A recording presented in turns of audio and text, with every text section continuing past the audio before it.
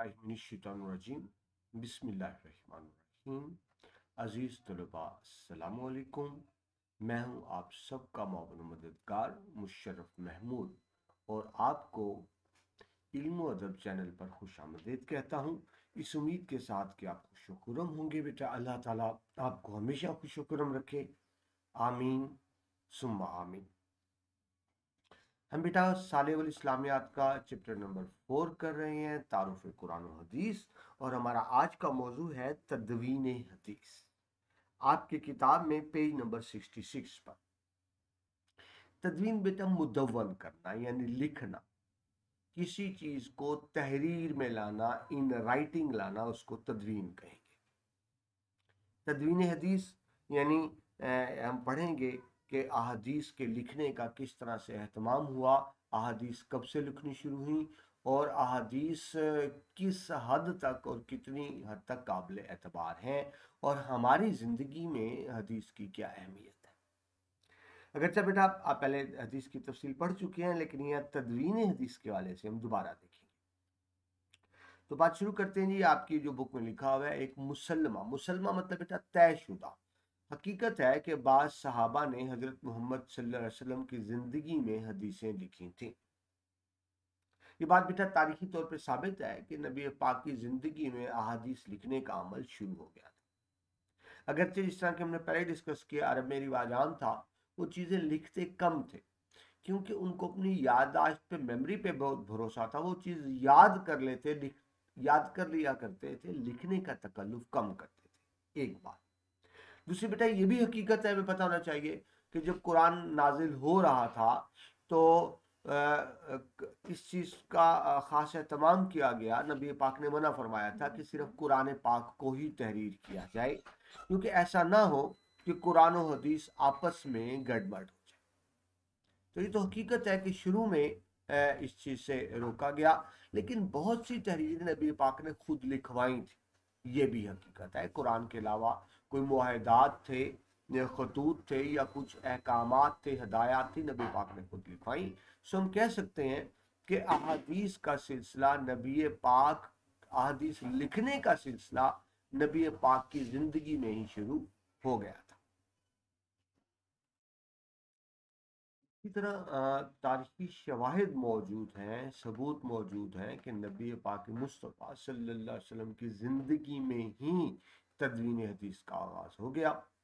बाज़ मुस्तशरीन यानी जो शिरक हैं, मुशरिक हैं, गैर मुस्लिम हैं, वो ये कहते हैं कि अहादीस का आगाज़, अहादीस लिखने का आगाज़ यानी तदवीन हदीस का आगाज़ दूसरी सदी में हुआ।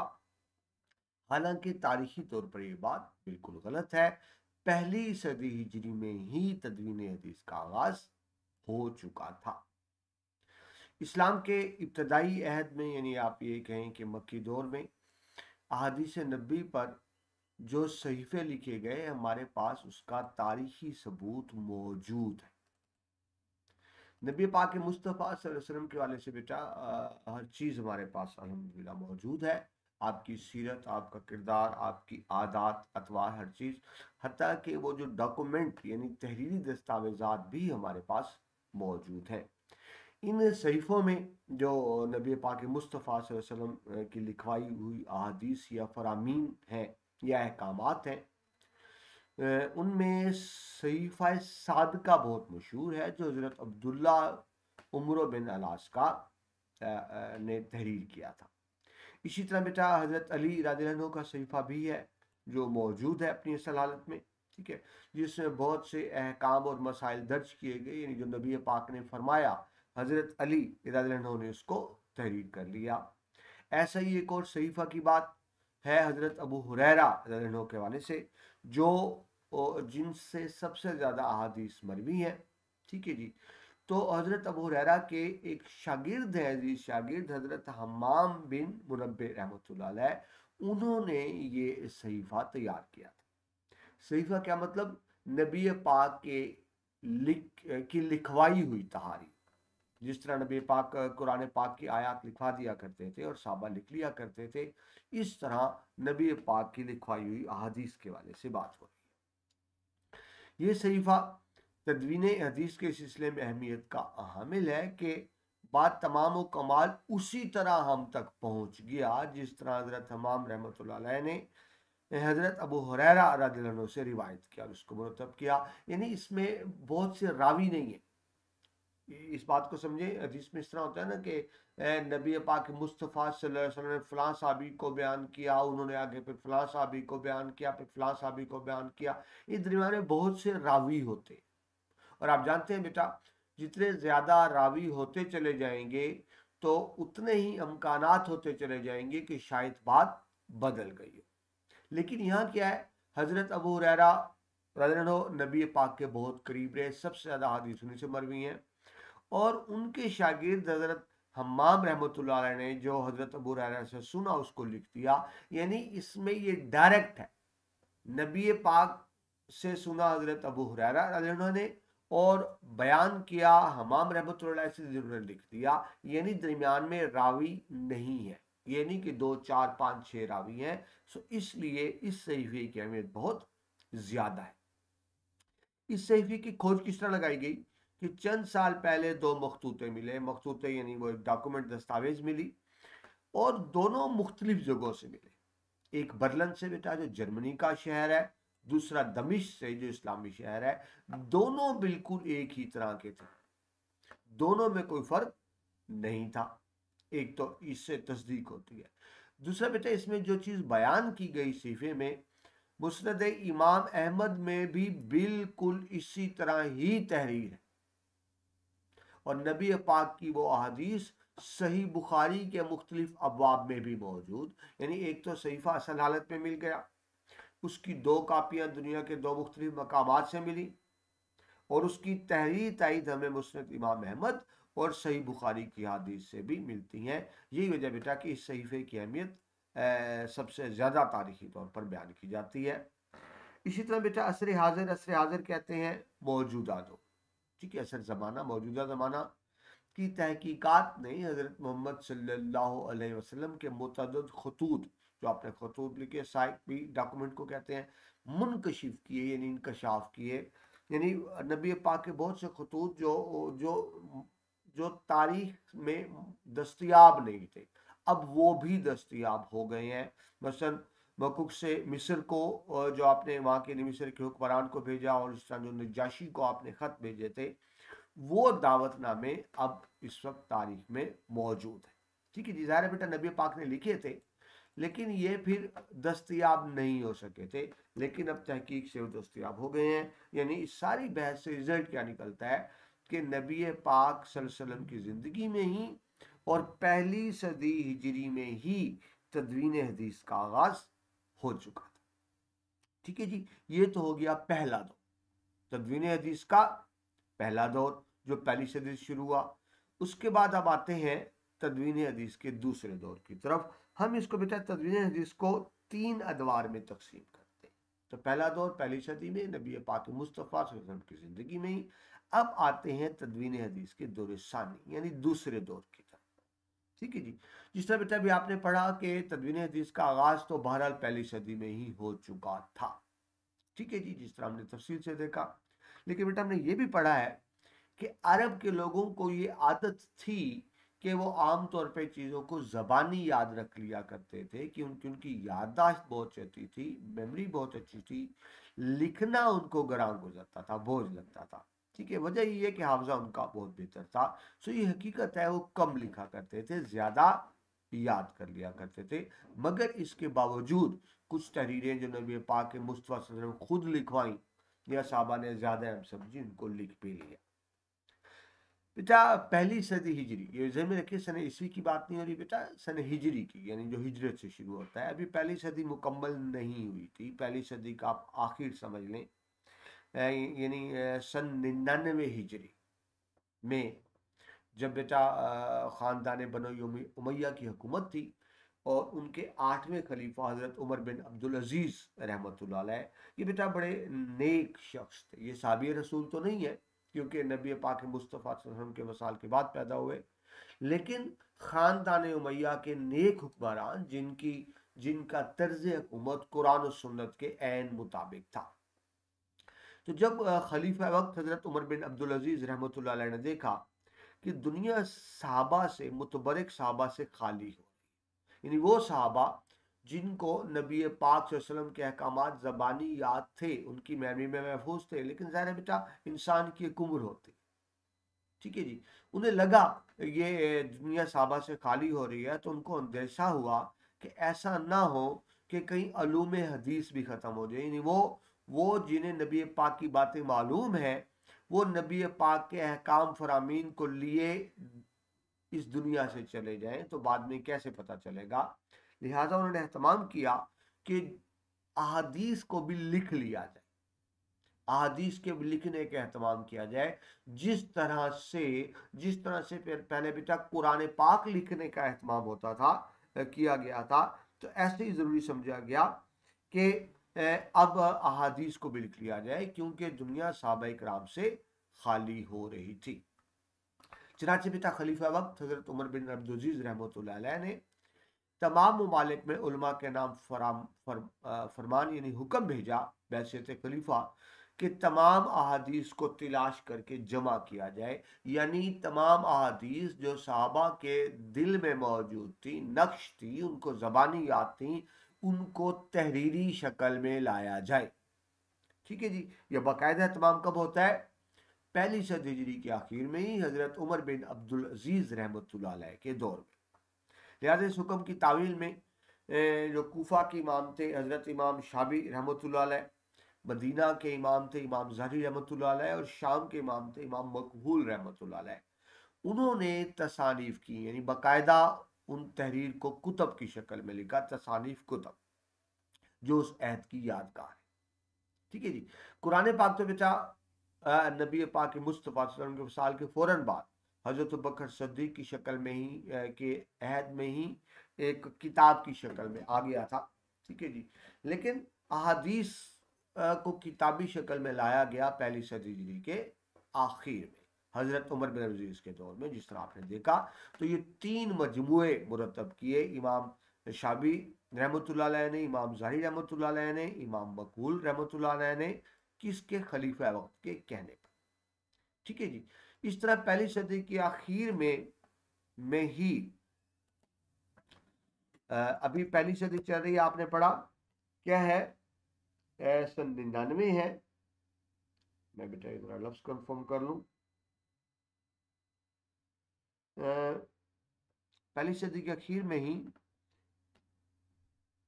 कबा राइमा ताबईन ने, ताबईन बेटा क्या होता है, यानी देखिए जिसने नबी पाक को ईमान की हालत में देखा उसको सहाबी रसूल कहते हैं, और जिसने सहाबी रसूल को, नबी पाक को नहीं देखा, सहाबी रसूल को ईमान की हालत में देखा, उसको ताबईन कहते हैं। ठीक है जी, अच्छा जी, आगे वैसे आपको पता हो, जिसने ताबईन को देखा ईमान की हालत में उसको तबाए ताबईन कहते हैं, यानी नबी पाक के मुस्तफ़ा सल्लल्लाहु अलैहि वसल्लम, सहाबा इकराम, ताबईन और तबा ताबईन। ठीक है जी, ये इस तरह से एक एक तरतीब बनती है। ठीक है जी, तो पहली सदी के आखिर में कबारमा मतलब जो नेक के मैनी में आ रहा है, ज़ाहिर बेटा नेक हस्तियाँ थी, उन्होंने जमा तदवीन में, जमा व तदवीन हदीस यानी हदीस को जमा करने में, तदवीन यानी इनको रिटर्न फॉर्म लाने में भरपूर हिस्सा लिया। ठीक है जी, ये काम शुरू हो चुका है पहली सदी के आखिर में। लेकिन बेटा ये भी हकीकत है कि बाकायदा जो मुस्तनिद बुक्स मुरतब हुई, जो बाकायदा इल्मी तहकीकी काम हुआ हदीस पर और बाकायदा इल्म वजूद में आया, वो दूसरी सदी हिजरी में ही वजूद में आया। ठीक है जी, दूसरी सदी हिजरी में इसको इतनी तरक्की हुई कि हदीस नबी सल्लल्लाहु अलैहि वसल्लम तो एक तरफ, सहाबा इकराम, अहले बैत यानी नबी पाक मुस्तफ़ा सल्लल्लाहु अलैहि वसल्लम का ख़ानदान, अहले बैत अज़्ज़ाम के आसार और ताबईन के फतावा और अकवाल तक एक एक करके उस ऐत की तसानीफ में मुरतब व मुदव्वन कर दिए गए। यानी सिर्फ नबी पाक मुस्तफ़ा सल्लल्लाहु अलैहि वसल्लम की ज़िंदगी नहीं, सहाबा इकराम की ज़िंदगी, नबी पाक के ख़ानदान अहले बैत की ज़िंदगी, हत्ता के ताबईन ने जो फतावा यानी फतवे दिए थे और जो अकवाल थे, उन सब को भी किताब की शक्ल में मुरतब कर दिया। ठीक है, यानी बाकायदा भरपूर तरीके से काम हुआ। इन तसारीफ में ये दूसरी हिजरी में सबसे नामवर इमाम अबू हनीफा की तसनीफ़ है रहमतुल्लाह अलैह, अल आसार, इमाम मालिक की तसनीफ़ मोता, और इमाम सफियान रहमतुल्लाह अलैह की तसनीफ़ जामिया शामिल है। ठीक है जी। तो यानी आप यूँ समझें कि अब बाकायदा ये एक इल्म की शक्ल में दूसरी सदी में वजूद में आया। इसी सदी में फ़िक़्ह हनफी और फ़िक़्ह मालिकी की तदवीन इन हदीस की रोशनी में हुई। बेटा मुसलमानों फिर आगे जो फ़िक़्ह हैं, फ़िक़्ह हनफी यानी इमाम अबू हनीफा का मसलक के मुताबिक और इमाम अबू मालिक के मसलक के मुताबिक मालिकी, जिस पर साहबीन और ताबीन का अमल दरामद चला आता था। ठीक है जी। यानी इमाम अबू हनीफा और इमाम मालिक ने भी अहादीस को बाकायदा तौर पर जो जो उनको दस्तयाब हो सकी उनको उसी तरह से मुरतब किया गया। ठीक है जी। ये हो गया बेटा तदवीन हदीस का दूसरा दौर। पहला दौर नबी पाक मुस्तफा सल्लल्लाहु अलैहि वसल्लम की ज़िंदगी में ही, पहली हिजरी में ही। दूसरा दौर पहली हिजरी के इख्तिताम से शुरू होता है दूसरी हिजरी में। ठीक है जी। तदवीन हदीस का दौर सालिस यानी तीसरा दौर जो बात करेंगे तो ये तीसरी हिजरी से है। यानी आप आसानी के लिए याद कर लें कि तदवीन हदीस का पहला दौर पहली सदी हिजरी, दूसरा दौर बेटा दूसरी सदी हिजरी, और तीसरा दौर तीसरी सदी हिजरी। आप यूँ समझिए। ठीक है जी। तीसरी सदी हिजरी में इल्म हदीस का एक शोबा पाए तकमील को पहुंचा। यानी अब सिर्फ अहादीस लिखने तक बात नहीं रही, बल्कि ये बाकायदा इल्म की शक्ल इख्तियार कर लिया, फ़न की शक्ल में इख्तियार कर लिया तदवीन हदीस के इल्म। ठीक है। यानी यूँ समझे एक नया बाकायदा एक इल्म का एक शोबा वजूद में आया तीसरी सदी हिजरी में। ठीक है जी। इल्म हदीस का एक शोबा पाए तकमील को पहुंचा। मुहद्दिसीन यानी बेटा हदीस लिखने वालों ने तलबे हदीस में इस्लाम का गोशा गोशा छान मारा। यानी जहां जहां भी उन्हें जो जो हदीस भी दस्तयाब हो सकी, अगर उन्हें पता लगा कि फलां जगह पे फलां इलाके में किसी फलां शख्स को नबी पाक के बारे में कोई बात मालूम है या उसके पास कोई हदीस मौजूद है, तो उन्होंने लंबे लंबे सफ़र किए। किस लिए? ताकि हदीस को इकट्ठा किया जा सके। तो कह सकते हैं कि दुनिया का कोना कोना छान मारा, तमाम मुंतशिर और बिखरी हुई अहादीस को एक जगह पर इकट्ठा किया। ठीक है जी। यानी जो मुख्तलिफ जगहों पर मुख्तलिफ लोगों के पास थी, उन सब को एक जगह पर, ये बेटा ये गलत जगह पर आ गई है, इकट्ठा किया। यानी इससे बेटा बेशुमार उन्होंने मेहनत की ताकि अहादीस का मजमुआ एक जगह पर इकट्ठा हो जाए। यूं बेटा फिर अहादीस की बाकायदा शानदार और मुस्तनद किताबें वजूद में। अब ये समझिए कि क्या पहली किताबें मुस्तनद नहीं थी? बेटा ऐसी बात नहीं थी। दरअसल पहली किताबों में ये हुआ था कि जो अहादीस मिली लिख ली। ठीक है जी। लेकिन तीसरी सदी में या तीसरी दौर में एक बाकायदा इल्म वजूद में आया कि हदीस की छानबीन कैसे करनी है। कि एक इल्म वजूद में आया कि किस तरह देखा जाएगा कि कौन सी हदीस ठीक है, और फिर उस इल्म के मुताबिक एक स्टैंडर्ड बनाया गया, और जो अहादीस उस स्टैंडर्ड पर उतरी उनको तहरीर किया गया। ठीक है जी। तदवीन हदीस के तीसरे दौर में, जबकि पहले दूसरे दौर में बस जो मालूम हुआ उसको लिख लिया। सो हम कह सकते हैं कि जो ऑथेंटिक है, यानी जो काबिल एतमाद हैं, जो भरपूर तहकीक के बाद अहादीस लिखी गई, ये कोई शक नहीं कि ये इल्म तीसरी सदी हिजरी में ही वजूद में आया था। ठीक है जी। जब तीसरी सदी की बात करेंगे, इसमें और जाल की तदवीन। ठीक है जी। यानी बाकायदा आप समझेंगे इल्म वजूद में आया, जरा और तहलील का फन। जरा बेटा बहस वैसा कहते हैं, तालील उसको उसको खोजना कहते हैं, तहकीक करना कहते हैं। यानी अब ये नहीं होता था कि जो हदीस मिली उसको लिख लिया, पूरी छानबीन होती थी, एक स्टैंडर्ड बनाया गया, क्राइटेरिया बनाया गया। जो हदीस उस स्टैंडर्ड पे पूरी उतरती थी उसको लिख लिया जाता था, वरना उसको ज़ईफ समझकर तर्क कर दिया जाता था। या यूं समझें कि जब तक भरपूर इत्मीनान नहीं हो जाता था कि वाकई सही हदीस है, यानी वाकई नबी पाक ने फरमाया है, तो उसको तहरीर किया जाता था। ये बेटा क्यों जरूरी था? हम बार बार पढ़ चुके हैं, नबी पाक मुस्तफ़ा सल्लल्लाहु अलैहि वसल्लम की ज़िंदगी में ही मुनाफिकीन भी तो थे ना, जो बज़ाहिर मुसलमान थे अंदर से काफिर थे, तो उन्होंने बहुत सी झूठी और गलत बातें भी हदीस के नाम पे फैला रखी थी। सो ज़रूरी था कि एक बाकायदा स्टैंडर्ड बनाया जाए और जो स्टैंडर्ड पे हदीस उतरे उसको दर्ज किया जाए। तो ये एहतमाम और फन वजूद में आता है तदवीन हदीस के तीसरे दौर में, यानी तीसरी सदी। ठीक है जी। अहादीस लिखने का सिलसिला पहली सदी में शुरू हो गया, तदवीन हदीस का पहला दौर। बहुत सी किताबें दूसरी सदी में तहरीर की गई जहां जहां से मिली, तदवीन हदीस का दूसरा। लेकिन तीसरे दौर में हदीस, तदवीन हदीस एक बाकायदा इल्म की शक्ल में सामने आता है और बाकायदा इसके लिए असूल ज़वाबित बनाए जाते हैं, स्टैंडर्ड्स बनाए जाते हैं, क्राइटेरिया बनाया जाता है, जो उस पर पूरे उतरते हैं सिर्फ उन्हीं हदीस को दर्ज किया जाता है। ठीक है जी। साहे सत्ता सत्ता 6 को कहते हैं, इन हदीस की 6 मुस्तरद तरीन किताबें और उनके मुल्फिन के फहरिस्त दर्ज है। यानी तीसरी सदी हिजरी में, या यूं कहें कि तदवीन हदीस के तीसरे दौर में साए सत्ता यानी 6 मुस्तरद तरीन किताबें लिखी गई। ठीक है जी। यह हदीस के 6 सही तरीन मजमुओं को साए सत्ता कहा जाता है। उनकी तफसील देखते हैं। सबसे पहले बेटा, हदीस की वो किताब जिसको सबसे ज़्यादा अथेंटिक, सबसे ज़्यादा काबिल एतमाद, सबसे ज़्यादा काबिल भरोसा समझा जाता है, उसको बेटा सही बुखारी कहते हैं। ठीक है, आप जानते हैं सही बुखारी इमाम अब्दुल्ला बिन इस्माइल बुखारी रहमतुल्लाह अलैह की। ये बेटा इसकी तदवीन हुई, यानी किताब लिखी गई 256 हिजरी में, तीसरी सदी में। हदीस की सबसे मुस्तनद तरीन किताब। सही बुखारी के बाद दूसरी मुस्तनद तरीन किताब सही मुस्लिम, जो इमाम मुस्लिम बिन हज्जाज बिन मुस्लिम कसैरी रहमतुल्लाह ने लिखी 261 हिजरी में, यानी तकरीबन 5-6 साल बाद। तो बेटा सबसे ज़्यादा मुस्तनद किताब सही बुखारी हदीस की, दूसरी मुस्तनद तरीन किताब सही मुस्लिम।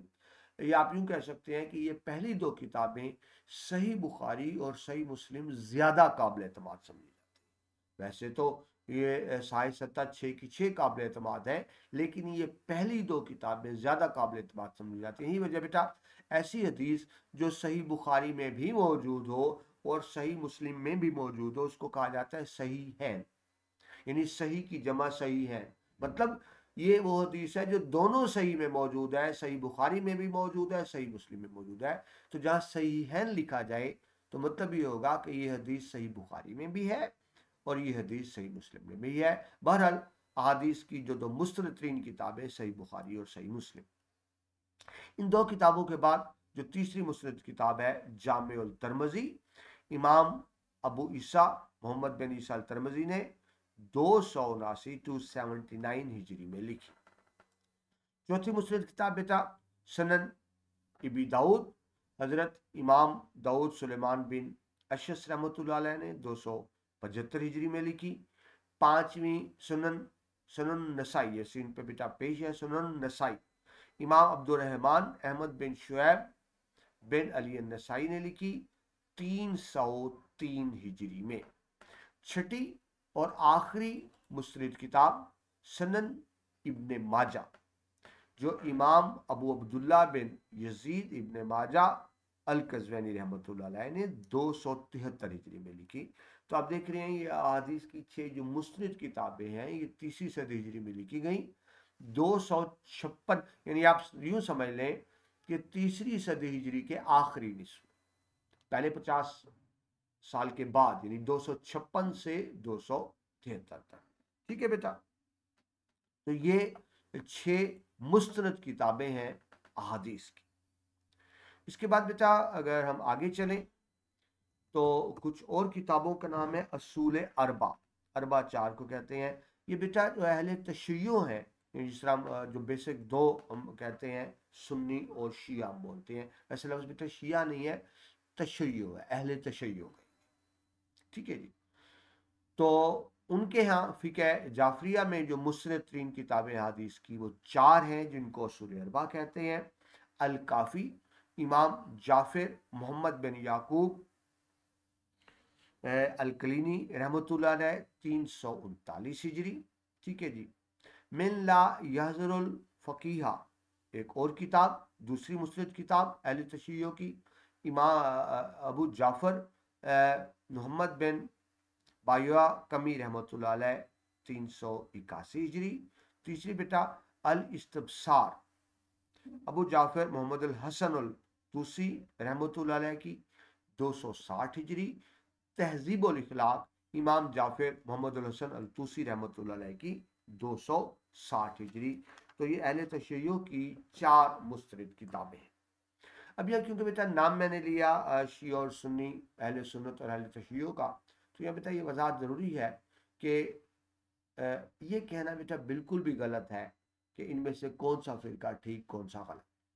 ठीक है, अगर सुन्नी शियों को कहें कि ये गलत है तो गुनाह, शी सुन्नी को कहें गलत है तो गुनाह। बेटा मुसलमान कौन है जो अल्लाह ताला को एक मानता हो, जो नबी पाक मुस्तफ़ा सल्लल्लाहु अलैहि वसल्लम को आखिरी नबी मानता हो, वो मुसलमान है। तो ये मुसलमान जो एक दूसरे पर कुफर के फतवे लगाते हैं, बेटा कोई भी लगवाए वो गलत है। अल्लाह जानता है कि किसने जन्नत में जाना है, किसने जहन्नम में जाना है, कौन जन्नती कौन दोस्त की। मेरा आपका हमारा ताल्लुक बेटा इस्लाम के किसी भी फिरके से हो, जो अल्लाह को एक मानता है, नबी पाक मुस्तफ़ा सल्लल्लाहु अलैहि वसल्लम को आखिरी नबी मानता है, वो मुसलमान है। इससे आगे हमने तफरकाबाजी पैदा नहीं करनी। हाँ, जो चीज़ हम अल ऐलान कहते हैं वो क्या है, वो हम क्या कहते हैं, कादियानी काफिर, उनको हम काफिर कहते हैं। क्यों? कि वो नाउज़ुबिल्ला नबी पाक मुस्तफ़ा सल्लल्लाहु अलैहि वसल्लम के बाद एक और नबी को मानते हैं। सो वो यकीनन दायरा इस्लाम से खारिज हैं। लेकिन जो अल्लाह को एक माने, नबी पाक मुस्तफ़ा सल्लल्लाहु अलैहि वसल्लम को आखिरी नबी माने, वो मुसलमान है। उन पर फतवे लगाना किसी किस्म के नाजायज़ है, गुनाह है, और मैं कहूँगा गुनाह कबीर है। ठीक है जी, हमें चाहिए कि ऐसी बात ना करें जिससे मुसलमानों में तफरका फैले, ऐसी बात करें जिससे मुसलमान मुनज़्ज़म व मुत्तहद हों। अल्लाह ताला बेटा मुसलमानों को इत्तेहाद नसीब फरमाए। हम सब को, हम सब मुसलमानों को, मुझे आपको, हम सब को उस्वा हसना सल्लल्लाहु अलैहि वसल्लम पर अमल की तौफीक अता फरमाए, हदीस को समझने और उस पर अमल करने की तौफीक अता फरमाए कि बेटा अल्लाह की रज़ा नबी की रज़ा में है, नबी की अतात अल्लाह की अतात है, नबी की नाफरमानी अल्लाह की नाफरमानी है। हमें नबी पाक मुस्तफ़ा सल्लल्लाहु अलैहि वसल्लम की मोहब्बत, शफात और अतात नसीब हो। आमीन सुम्मा